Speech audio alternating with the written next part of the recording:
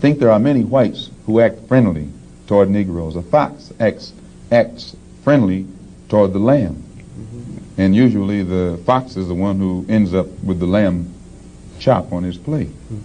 The wolf doesn't act friendly, and therefore the wolf has more difficulty in getting the lamb chop in his plate. I'd like to point out, though, that... And I say that because it is usually if you study the structure of the Negro community, economically, politically, civically, psychologically, and otherwise, it's controlled by the white liberal, who usually poses as the friend of the Negro, who actually differs from the white conservative in the same way that the fox differs from the wolf. Their appetite is the same.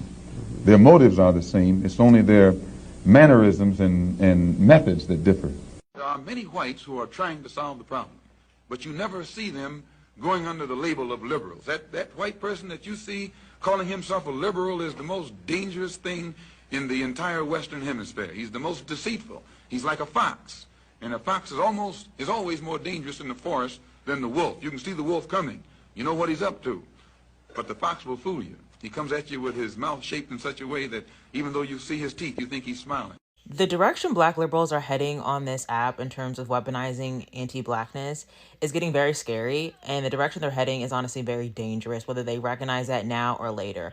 I said this earlier in January, but liberals are not like the left's allies. They are counter-revolutionary, and even if they are Black, they are, again, not our allies and will be counter-revolutionary, because liberals ultimately are going to uphold the capitalistic system. They may want to tweak it for reform so that people are more comfortable, but ultimately it's about maintaining the empire and maintaining capitalism. And what's happening right now on this app is that Black liberals are weaponizing their racial identity, weaponizing anti-Blackness in order to put white communists in their place for being passionate about wanting to end a genocide, for being principled about not wanting to support the empire or maintain the empire that is currently carrying out said genocide.